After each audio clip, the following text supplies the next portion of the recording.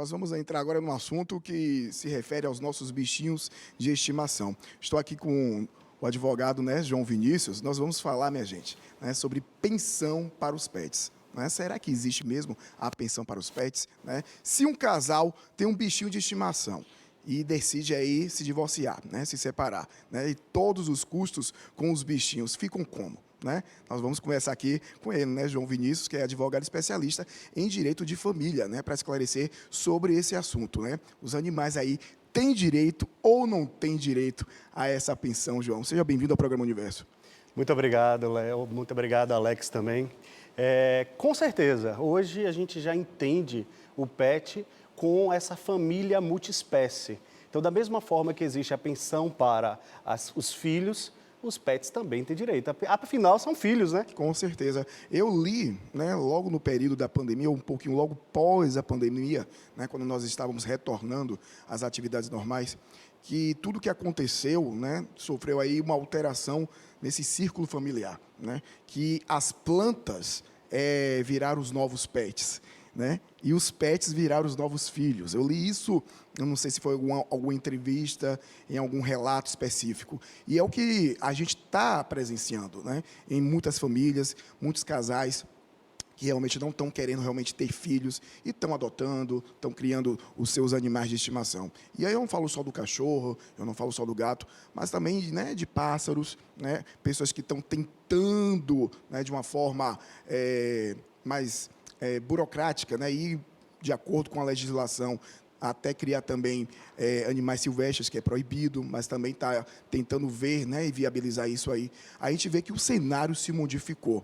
Certo? E como é que está essa legislação hoje, nesse olhar, né, para os pets, nesse novo formato de família?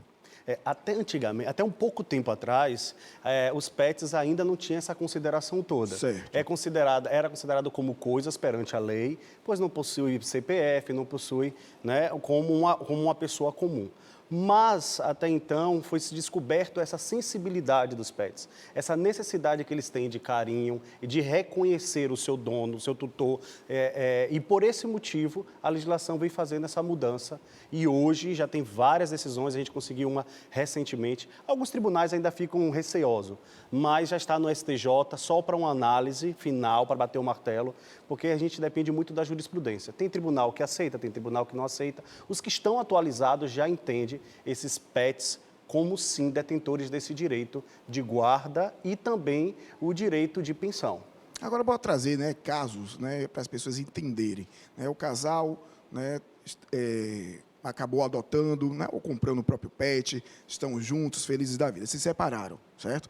E aí vai rolar aí a disputa de quem vai ser, né, o tutor oficial, ou a guarda do pet e a pensão do pet, para dividir também, né, o custo das despesas, que com certeza é alto. Quando a gente fala aí de você tratar o animal com toda a atenção, com todo o carinho, a gente tem uma despesa aí considerável, né, no bolso. Como é? Aí procura o advogado, os próprios, né, o ex-casal aí consegue entrar em um acordo, ou já realmente já rolou muito fight, muita confusão por conta disso? Acontece, sim. Da mesma forma que acontece com os casais que se separam e têm um filho, acontece também com o pet. O que as pessoas vão deixando para depois, porque há um acordo verbal, e aí isso vai se funcionando por um tempo, mas nem sempre isso se prolonga. Da mesma forma que acontece com a criança, acontece com o pet em tomar as decisões com referência à guarda, que ela pode acontecer de duas formas, ou compartilhada ou unilateral. Mas eu preciso deixar claro o que é guarda, porque as pessoas pensam que guarda é aquilo, é porque vai ficar comigo. Sim. Não. Guarda se diz respeito de responsabilidade. E todo ordenamento jurídico entende a guarda compartilhada, porque entende que a responsabilidade deve ser compartilhada, tanto quando se fala de pet, como se fala de filhos. E aí se define qual vai ser o lar de referência e quem vai ficar com essa responsabilidade de ter essa manutenção da convivência de outra forma. Da mesma forma que acontece com as crianças, acontece também com os pets, no sentido de eles têm o território deles, eles têm o costume de se alimentar no mesmo local, ele tem o costume de fazer suas necessidades no mesmo local. Então, a gente vem entendendo que ele precisa ter um lar de referência onde ele vai passar a maior parte do tempo, para não quebrar essa rotina, e o outro ficaria com esse direito de passar um final de semana, de sair para passear, de levar para outros ambientes, mas não de forma fixa, mas de uma forma... Não ter aquela rotina diária, não é isso? Não ter a rotina diária pra... seria escolhido para uma residência. Exato, para não quebrar essa rotina, e isso causa sérios danos psicológicos. Às vezes as pessoas confundem, acham que quem tem dano psicológico é apenas pessoas, mas os pets também têm danos psicológicos, porque eles têm um costume de lidar naquele contexto e às vezes eles são retirados brutalmente dali para só ir para a casa do tutor ou da tutora. Então é necessário também ter a mesma cautela que se tem com a criança, ter com esse pet. E com relação às despesas, como seria dividido também? O tutor que ficar, né, com maior parte, né, dos dias, né, no caso na segunda até sexta-feira, com o seu pet, ele teria aí uma colaboração maior nesse valor do que o outro tutor que ficaria só para os finais de semana? Estamos lutando para isso. Okay. A maioria dos tribunais, ele vem entendendo só em compartilhar essas despesas. Certo. Em dividir meio a meio. 50 a 50. 50 a 50, mas estamos lutando bastante. Inclusive, já é um grande avanço dividir meio a meio. Sim. Pouquíssimo, a gente conseguiu fazer isso no tribunal, tem acho que 2 meses mais ou menos, que surpreendeu inclusive a região onde foi protocolado esse processo, porque comumente esses juízes ainda não tinham esse tipo de decisão. No Tribunal Superior está para decidir se vai ser um valor fixo mensal para compensar, da mesma forma que acontece com os lares Sim. de crianças, o que deveria acontecer no multiespécie. De família multiespécie.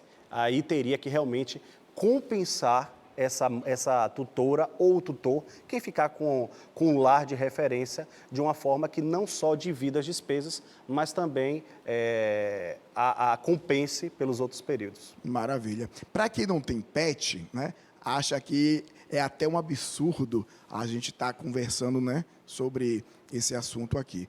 Mas é um assunto muito sério. E esse pós-pandemia ficou muito bem claro, né, que vários casais se separaram e passaram por essa situação. Essa pós-pandemia, eu acho que deve ter aí tido vários casos, pelos que eu acompanhei, né, de amigos que se separaram e também passaram por essa situação, né, de ter que realmente procurar um advogado para organizar esses direitos aí do pet. Se eu queria saber aqui do doutor, vocês já conversaram em relação à separação, né, à guarda compartilhada?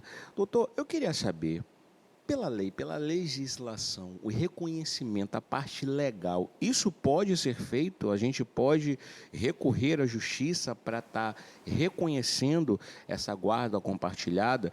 E aproveitar o ensejo aqui e perguntar se já aconteceu de algum pet, se eu quiser, por exemplo, eu quero colocar ele perante a justiça como membro da família. Isso pode? Ele, em tese, Alex, ele já é considerado um membro da família. A gente está falando de uma família que chama família multiespécie, que vai ter as pessoas e vão ter os pets, tá? Então, ele já é reconhecido normalmente.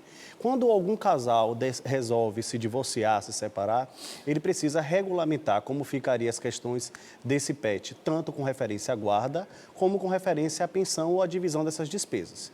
Pode-se fazer de forma verbal, se o casal estiver bem, eles podem fazer de forma verbal. Eu não aconselho muito, Alex, porque no início tudo são flores, depois a coisa vai sendo prejudicada, cada um arruma uma outra família e isso acaba sendo modificado. Ideal é que, ou de forma voluntária, os dois resolvam como vai ficar essa pensão e regularize isso judicialmente, só para homologar, pode escolher um advogado, coloca em papel como é que vai ficar os finais de semana, as despesas, se tem um valor máximo, se não tem, como os finais de semana e lazeres, se vai poder colocar, por exemplo, em uma creche, se essa creche vai fazer parte das despesas desse pet, etc., e levar à justiça. Que ele pode levar de forma voluntária, os dois elegem um advogado e vai lá e só regulamenta para que comece a valer e não tenha problemas posteriores. Caso contrário, se não há essa concordância entre ambos, aí realmente tem que ingressar com uma ação para discutir e aí o juiz que vai tomar essa decisão. Certo. E como que a lei, na verdade, enxerga, né? Depois disso já homologado e tal, quem descumprir vai pagar como se fosse na lei mesmo para a gente aqui? A legislação ainda está bem verde a respeito disso. Porque o que não tem não é legislação, é jurisprudência. É pegar o caso e transformar e trazer ele para uma realidade.